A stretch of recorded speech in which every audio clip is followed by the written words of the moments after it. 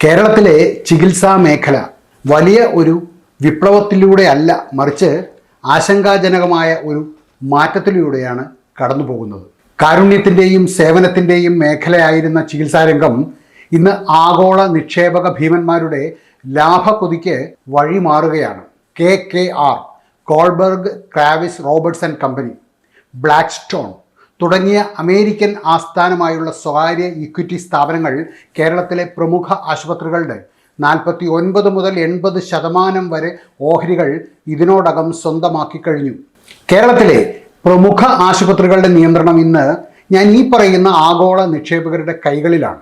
Private equity fund ഏറ്റെടുത്ത ആശുപത്രി ശൃംഖല ഓഹരി പങ്കാളിത്തം ഞാൻ ഓരോന്നായി പറയാം. Blackstone, care hospitals and KIMS Kerala. കെയറിൽ ഭൂരിഭാഗം ഓഹരികളും കിംസിൽ ഏകദേശം 80% ഓഹരികളും ഇവർ സ്വന്തമാക്കി കഴിഞ്ഞു. ടെമാസ്ക്, മണിപ്പാൽ ഹോസ്പിറ്റൽസിൻ്റെയും 59% ഓഹരികൾ സ്വന്തമാക്കി നിയന്ത്രണം ഏറ്റെടുത്തു. അതുപോലെ KKR, മാക്സ് ഹെൽത്ത് കെയറും അതുപോലെ തന്നെ ബേബി മെമ്മോറിയൽ ഹോസ്പിറ്റലും. മാക്സിൽ നിന്നും 5 മടങ്ങ് ലാഭത്തോടെ ഇവർ പിന്മാറി. BMHൽ 60%, അതായത് ബേബി മെമ്മോറിയൽ ഹോസ്പിറ്റലിൽ 60% ഓഹരികൾ ഇവർ സ്വന്തമാക്കി. അതുപോലെ TPG ആൻഡ് GIC, മദർഹുഡ് ഹോസ്പിറ്റൽസിൻ്റെ 98% ഓഹരികളും ഇവരുടെ പക്കലാണ്. ആർക്ക് വുഡ് പാർട്ട്നേഴ്സ്, സ്റ്റെർലിംഗ് ഹോസ്പിറ്റലിൻ്റെ 100% ഓഹരികളും ഇവരുടെ കയ്യിലാണ്. EQT, Indira IVF and AIG hospitals ഏകദേശം $6 ബില്യൺ നിക്ഷേപം. കോഴിക്കോട്ടെ മൈത്ര ആശുപത്രിയുടെ ഭൂരിഭാഗം ഓഹരികളും BMH വഴി KKRും ഏറ്റെടുത്തു കഴിഞ്ഞു. ഏകദേശം 1000 മുതൽ 1200 കോടി രൂപയുടേതാണ് ഈ ഇടപാട്. തൊടുപുഴയിലെ ചാഴികാട്ട് ഹോസ്പിറ്റലും ഈ ശൃംഖലയുടെ ഭാഗമായി. ഇന്ത്യയിലെ ഏറ്റവും വലിയ ക്യാൻസർ ചികിത്സാ ശൃംഖലയായ HCGയുടെ നിയന്ത്രണാവകാശം KKR ഏറ്റെടുത്തു കഴിഞ്ഞു. ഏകദേശം $400 ദശലക്ഷം മുടക്കിയത് എന്നാണ് പറയുന്നത്. പ്രമുഖ മെഡിക്കൽ ഉപകരണ നിർമ്മാണ കമ്പനിയായ ഹെൽത്തിയത്തെ 2024 KKR സ്വന്തമാക്കി. അതുപോലെ തന്നെ മരുന്ന് നിർമ്മാണ മേഖലയിലുള്ള JP ഫാർമ, ഈ കമ്പനിയിലും KKRന് നിക്ഷേപമുണ്ട്. ഇൻഫിനിക്സ്, അതും KKR നിക്ഷേപമുള്ള ഒരു കമ്പനിയാണ്. എന്താണ് ഈ നിക്ഷേപകരുടെ ബിസിനസ് തന്ത്രം? പ്രധാനമായും അതൊരു എക്സിറ്റ് സ്ട്രാറ്റജി എന്ന് വേണമെങ്കിൽ നമുക്ക് പറയാം. ഈ കോർപ്പറേറ്റ് കമ്പനികൾ ആശുപത്രികളെ ഒരു ദീർഘകാല സേവന കേന്ദ്രമായല്ല കാണുന്നത്, പകരം ലാഭമുണ്ടാക്കുവാനുള്ള ഒരു മേച്ചിൽപ്പുറം മാത്രമായാണ് ഇവർ ഇതിനെ കാണുന്നത്. ഇവർ സ്വീകരിക്കുന്ന രീതി എങ്ങനെയാണ്? ആദ്യം ഏറ്റെടുക്കലാണ്, അക്വിസിഷൻ. നന്നായി പ്രവർത്തിക്കുന്ന ആശുപത്രികളുടെ ഭൂരിഭാഗം ഓഹരികളും വലിയ തുകയ്ക്ക് ഇവർ വാങ്ങുന്നു. അടുത്ത പടി മൂല്യം വർദ്ധിപ്പിക്കുകയാണ്, വാല്യൂ ക്രിയേഷൻ. രോഗികളിൽ നിന്നും ഈടാക്കുന്ന നിരക്കുകൾ വർദ്ധിപ്പിച്ചും ജീവനക്കാരുടെ എണ്ണം കുറച്ചും കുറഞ്ഞ കാലയളവിൽ ആശുപത്രിയുടെ ലാഭം ഇവർ കുത്തനെ കൂട്ടുന്നു. അടുത്ത ഘട്ടം ലാഭത്തോടെയുള്ള പുറത്തുപോകലാണ്, എക്സിറ്റ്. 3 മുതൽ 7 വർഷത്തിനുള്ളിൽ ആശുപത്രിയുടെ മൂല്യം വർദ്ധിപ്പിച്ച് മറ്റൊരു കമ്പനിക്ക് വൻ ലാഭത്തിന് ഓഹരികൾ വിൽക്കുന്നു. ഉദാഹരണത്തിന് മാക്സ് ഹെൽത്ത് കെയറിൽ നിന്നും നിക്ഷേപിച്ചതിൻ്റെ 5 ഇരട്ടി ലാഭമെടുത്താണ് KKR പിന്മാറിയത്. ആ KKR തന്നെയാണ് ബേബി മെമ്മോറിയൽ ഹോസ്പിറ്റലുകൾ ഇപ്പോൾ ഏറ്റെടുത്തിട്ടുള്ളത്. പെരുമ്പാവൂരിൽ ബേബി മെമ്മോറിയലിൻ്റെ തന്നെ ഒരു പുതിയ ആശുപത്രി 1200 കോടി രൂപയുടെ മുതൽ മുടക്കോടെ അടുത്ത വർഷം ജൂലൈയോടുകൂടി പ്രവർത്തനം ആരംഭിക്കുന്നു എന്നാണ് ഇപ്പോൾ നമുക്ക് അറിയുവാൻ കഴിയുന്നത്. ഇവരുടെ പ്രധാന പ്രവർത്തന രീതികളിൽ മറ്റൊന്ന് ഡോക്ടർമാർക്ക് നിശ്ചയിക്കുന്ന കടുത്ത ടാർഗറ്റുകളാണ്. കോർപ്പറേറ്റ് മാനേജ്മെൻറ്റുകൾ ഡോക്ടർമാരെ കേവലം വരുമാനമുണ്ടാക്കുന്ന ജീവനക്കാരായി, ഒരുതരം റവന്യൂ ജനറേറ്റേഴ്സായിട്ട് കാണുന്നു. ഇതിനായി അവർ ഡോക്ടർമാർക്ക് കടുത്ത ടാർഗറ്റുകൾ നൽകുന്നു. സർജറിക്ക് കോട്ടയുണ്ടാകും. ഓരോ മാസവും നിശ്ചിത എണ്ണം ശസ്ത്രക്രിയകൾ നടത്താൻ സർജന്മാർക്ക് മേൽ സമ്മർദ്ദം ചെലുത്തുന്നു. ഇത് അനാവശ്യമായ സിസേറിയനുകൾക്കും മറ്റ് ശസ്ത്രക്രിയകൾക്കും കാരണമാകുന്നു. അടുത്തത് കൺവേർഷൻ റേറ്റ് ആണ്. OPയിലെത്തുന്ന എത്ര രോഗികളെ IPയിലേക്ക് അഡ്മിഷനിലേക്ക് മാറ്റി, എത്ര പേരെ ലാബ് ടെസ്റ്റുകൾക്കും സ്കാനിങ്ങിനും വിധേയമാക്കി, MRIയും അതുപോലെ CTയും. ഇത് മാനേജ്മെൻറ്റിന് കൃത്യമായി നിരീക്ഷിക്കുന്നു. ഈ കണക്കുകൾ കുറഞ്ഞാൽ ഡോക്ടർമാർ മറുപടി നൽകേണ്ടി വരുന്നു. ഇവർക്ക് ഫാർമസിയിലും ലക്ഷ്യങ്ങളുണ്ട്. ആശുപത്രിയുടെ ലാഭം വർദ്ധിപ്പിക്കുവാൻ ഉയർന്ന വിലയുള്ള മരുന്നുകളോ നിർദ്ദിഷ്ട ബ്രാൻഡുകളോ എഴുതുവാൻ ഡോക്ടർമാർ നിർബന്ധിതരാകുന്നു. ഇതിൻ്റെ എല്ലാം ഒരു പര്യവസാനം ചികിത്സാ ചെലവ് കുതിച്ചു ഉയരുന്നു എന്നതാണ്. ഇത്തരം സ്ഥാപനങ്ങൾ ലാഭത്തിനും മുൻഗണന നൽകുന്നതോടെ ചികിത്സാ ചെലവ് സാധാരണക്കാരന് താങ്ങാവുന്നതിനും അപ്പുറമാകുന്നു. റൂം റെന്റ്, മരുന്നുകൾ, കൺസൾട്ടേഷൻ ഫീ തുടങ്ങിയവ വൻതോതിൽ വർദ്ധിപ്പിക്കുന്നു. ഇൻഷുറൻസ് ഉള്ളവർക്ക് പോലും വലിയൊരു തുക പോക്കറ്റിൽ നിന്ന് നൽകേണ്ടി വരുന്ന സാഹചര്യമാണ് നിലവിൽ ഉള്ളത്. ഒരേ ചികിത്സയ്ക്ക് ഇൻഷുറൻസ് ഉള്ള ഒരാൾക്ക് ചാർത്തി കൊടുക്കുന്ന ബില്ലും ഇൻഷുറൻസ് ഇല്ലാത്ത ഒരാൾക്ക് ചാർജ് ചെയ്യുന്ന ബില്ലും തമ്മിൽ വലിയ അന്തരങ്ങളുണ്ട്. ഇവിടെ കാണപ്പെടുന്ന ഏറ്റവും വലിയ പുതിയ ഒരു പ്രശ്നം അഴിമതിയും പിൻവാതിൽ ഇടപാടുകളുമാണ്. ഇതിൽ മെഡിസപ്പാണ് ഏറ്റവും വലിയ ഉദാഹരണം. സർക്കാർ കൊണ്ടുവന്ന മെഡിസപ്പ് പോലെയുള്ള ആരോഗ്യ ഇൻഷുറൻസ് പദ്ധതികളിൽ പോലും ഇത്തരം കോർപ്പറേറ്റ് താൽപ്പര്യങ്ങൾ വിള്ളൽ ഉണ്ടാക്കുന്നു. എൻ്റെ സ്വന്തം അഭിപ്രായമല്ല, കഴിഞ്ഞ ദിവസങ്ങളിൽ മലയാള മനോരമയിൽ വന്ന ഒരു വാർത്തയാണ് ഇത്. എത്ര പേര് ഇത് വായിച്ചിട്ടുണ്ട് എന്നെനിക്കറിയില്ല. അർഹമായ ആശുപത്രികളെ പദ്ധതിയിൽ ഉൾപ്പെടുത്തുവാൻ ഏജന്റന്മാർ 1 ലക്ഷം മുതൽ 8 ലക്ഷം രൂപ വരെ കൈക്കൂലി ആവശ്യപ്പെടുന്നു. ഇങ്ങനെ പിൻവാതിൽ ഇടപാടുകൾ നടക്കുന്നുണ്ട് എന്നാണിപ്പോൾ അറിയുവാൻ കഴിയുന്നത്. നേരത്തെ പറഞ്ഞ ഈ ആഗോള ഭീമന്മാർ ഹോസ്പിറ്റൽ എംപാനൽമെൻറ്റിന് മാത്രമായി അത്രയും തുക കൊടുക്കുവാൻ തയ്യാറാണ് എന്നതാണ് വസ്തുത. ഈ ഒരു സാഹചര്യത്തിൽ ചെറുകിട സ്വകാര്യ ആശുപത്രികളാണ് ഇതിനിടയിൽ കിടന്ന് ബുദ്ധിമുട്ടുന്നത്. ഇത് പദ്ധതിയുടെ സുതാര്യതയെയും അതുപോലെ തന്നെ ഗുണഭോക്താക്കളുടെ ചികിത്സാ സൗകര്യങ്ങളെയും ബാധിക്കുന്നു. മറ്റൊരു കാര്യം ഗുണനിലവാരത്തിലെ ഇടിവും മരണനിരക്കുമാണ്. ചെലവ് കുറയ്ക്കാനായി വിദഗ്ധരായ ജീവനക്കാരെ ഒഴിവാക്കി കുറഞ്ഞ ശമ്പളത്തിൽ ട്രെയിനികളെ നിയമിക്കുന്നത് ഇത്തരം ആശുപത്രികളിൽ പതിവാകുന്നു. അമേരിക്കയിൽ നടത്തിയ പഠനങ്ങൾ സൂചിപ്പിക്കുന്നത് പ്രൈവറ്റ് ഇക്വിറ്റി സ്ഥാപനങ്ങൾ ഏറ്റെടുത്ത ആശുപത്രികളിൽ ചികിത്സാ പിഴവുകൾ കൂടുന്നതായും മരണനിരക്ക് 13% വരെ വർദ്ധിച്ചതായും ആണ് കാണുന്നത്. മറ്റൊന്ന് ഡോക്ടർ രോഗി ബന്ധമാണ്. ഈ ഡോക്ടർ രോഗി ബന്ധം ഇവിടെയെല്ലാം തകരുന്നു. രോഗി ഒരു കസ്റ്റമർ മാത്രമായി മാറുന്നതോടെ ഡോക്ടറോടുള്ള വിശ്വാസം തന്നെ ഇല്ലാതെയാകുന്നു. തന്നെ ചികിത്സിക്കുന്ന ഡോക്ടർ നിർദ്ദേശിക്കുന്ന ടെസ്റ്റുകൾ ലാഭം ലക്ഷ്യമിട്ടാണോ എന്ന സംശയം രോഗികളിൽ വർദ്ധിക്കുന്നത് ആരോഗ്യ മേഖലയുടെ ധാർമ്മിക അടിത്തറ ഇല്ലാതെയാക്കുന്നു, അല്ലെങ്കിൽ അതിനെ തകർക്കുന്നു. മികച്ച ചികിത്സ നൽകുവാൻ ആഗ്രഹിക്കുന്ന ഡോക്ടർമാർ പോലും കോർപ്പറേറ്റ് സമ്മർദ്ദത്താൽ മാനസികമായി തളരുന്നു. നമ്മുടെ നാട്ടിൽ ആശുപത്രികൾ കൂടുതലായി ഉണ്ടാകുന്നത് നമ്മുടെ ആരോഗ്യരംഗം വളരുന്നു എന്ന മട്ടിലുള്ള ഒരു പ്രചാരണവും മിഥ്യാധാരണയും പൊതുജനങ്ങൾക്കിടയിലുണ്ട്. എന്നാൽ യഥാർത്ഥത്തിൽ പൊതുജനാരോഗ്യം കുറയുന്നു എന്നതിൻ്റെ ഒരു സൂചികയായി വേണ്ടേ അതിനെ കാണുവാൻ? തീർച്ചയായും അങ്ങനെ വേണം കാണുവാൻ. ആരോഗ്യ രംഗത്തെക്കുറിച്ചുള്ള നമ്മുടെ പൊതുബോധത്തിൽ തിരുത്തപ്പെടേണ്ട വലിയൊരു മിഥ്യാധാരണയാണ് ഇത്.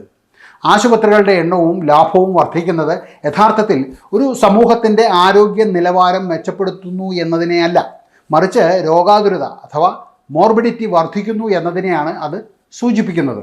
ഒരു നാട്ടിൽ കൂടുതൽ വിദ്യാലയങ്ങൾ ഉണ്ടാകുന്നത് അറിവ് വർദ്ധിക്കുന്നതിൻ്റെ അടയാളമാണ്. എന്നാൽ കൂടുതൽ ആശുപത്രികൾ ഉണ്ടാകുന്നത് ജനങ്ങൾ കൂടുതൽ രോഗികൾ ആകുന്നു എന്നതിൻ്റെ അടയാളമാണ്. ഒരു ജനത ആരോഗ്യവാനാണെങ്കിൽ അവിടെ ആശുപത്രികളുടെയും മരുന്നുകളുടെയും ആവശ്യം കുറയുകയാണ് വേണ്ടത്. കോർപ്പറേറ്റുകൾ ഈ ആശുപത്രികളിൽ കോടികൾ നിക്ഷേപിക്കുന്നത് നമ്മുടെ നാട്ടിൽ രോഗികൾ എന്ന കസ്റ്റമേഴ്സ് വർദ്ധിക്കുന്നു എന്ന് അവർക്ക് ബോധ്യമുള്ളത് കൊണ്ടാണ്. ഇവിടെ നമ്മൾ മനസ്സിലാക്കേണ്ട പ്രധാനപ്പെട്ട ഒരു കാര്യമുണ്ട്.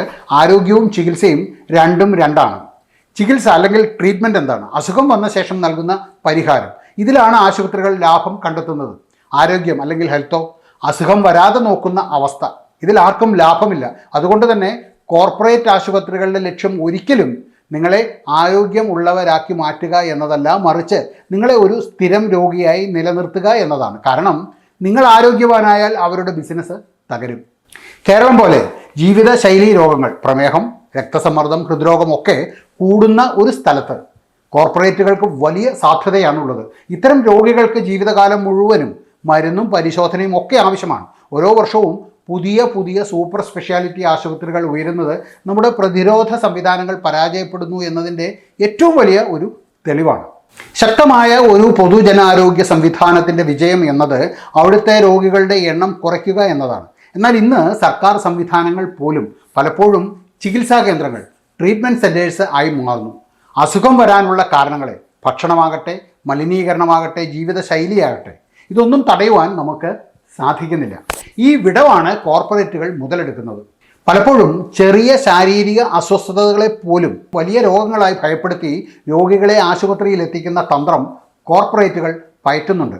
കൂടുതൽ പരിശോധനകളും ചെക്കപ്പുകളും ഒക്കെ വേണം എന്ന ബോധം ജനങ്ങളിൽ കുത്തിവെക്കുന്നതിലൂടെ ആശുപത്രികൾ ഒരു മോൾ പോലെ പ്രവർത്തിക്കുവാൻ തുടങ്ങുന്നു. ആശുപത്രികൾ വർദ്ധിക്കുന്നത് ഒരു നാടിൻ്റെ സാമ്പത്തിക വളർച്ചയുടെ GDPയുടെ ഭാഗമായി ചിലർ കണ്ടേക്കാം. എന്നാൽ അത് ആ സമൂഹത്തിൻ്റെ മാനവിക വികസനത്തിൻ്റെയോ ഹ്യൂമൻ ഡെവലപ്മെൻറ്റിൻ്റെയോ അതുപോലെ തന്നെ ശാരീരിക ക്ഷമതയുടെയോ അടയാളമല്ല. ആശുപത്രികൾ കുറയുകയും ജനങ്ങൾ മരുന്നില്ലാതെ ജീവിക്കുകയും ചെയ്യുന്ന അവസ്ഥയാണ് യഥാർത്ഥ ആരോഗ്യ വികസനം. ആശുപത്രി ശൃംഖലകൾ വളരുന്നത് വികസനത്തിൻ്റെ അടയാളമായി കാണുന്നവർ ഒരു കാര്യം മറന്നുപോകുന്നു. രോഗാതുരമായ ഒരു ജനതയാണ് ഈ കോർപ്പറേറ്റുകളുടെ ഇന്ധനം. ഒരു ജനത എത്രത്തോളം രോഗികളാകുന്നുവോ അത്രത്തോളം ഈ കമ്പനികൾ ലാഭമുണ്ടാക്കുന്നു. അതുകൊണ്ട് തന്നെ പ്രതിരോധത്തെക്കാൾ ഉപരിയായി ചികിത്സയെ ഒരു ഉൽപ്പന്നമായി വിൽക്കുന്ന കമ്പോളമായി നമ്മുടെ ആരോഗ്യരംഗം മാറിക്കഴിഞ്ഞു. നമുക്ക് എന്ത് ചെയ്യുവാൻ പറ്റും?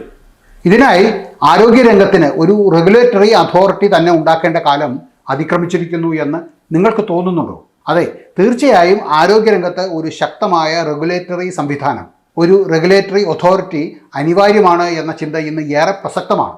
വിദ്യാഭ്യാസം, ടെലികോം ട്രായ് ഉണ്ട്, ബാങ്കിങ് RBI ഉണ്ട്, ഇൻഷുറൻസിൽ IRDA ഉണ്ട്, അതുപോലെ തന്നെ ഓഹരി വിപണിയിൽ സെബി ഉണ്ട്. ഈ തുടങ്ങിയ മേഖലകളിലെല്ലാം ശക്തമായ നിയന്ത്രണ സംവിധാനങ്ങൾ ഉള്ളപ്പോൾ മനുഷ്യജീവൻ കൈകാര്യം ചെയ്യുന്ന ആരോഗ്യ മേഖല പലപ്പോഴും കൃത്യമായ നിയന്ത്രണങ്ങൾ ഇല്ലാതെയാണ് മുന്നോട്ട് പോകുന്നത്. എന്തുകൊണ്ടാണ് ആരോഗ്യരംഗത്ത് ഒരു ശക്തമായ റെഗുലേറ്ററി അതോറിറ്റി അനിവാര്യമാണ് എന്ന ചിന്ത എന്നാണ് നിങ്ങളുടെ ചോദ്യമെങ്കിൽ, ഒന്നാമത്തെ കാരണമായി എനിക്ക് ചൂണ്ടിക്കാണിക്കുവാനുള്ളത് ചികിത്സാ നിരക്കുകളുടെ ഒരു ഏകീകരണമാണ്. Standardisation of cost.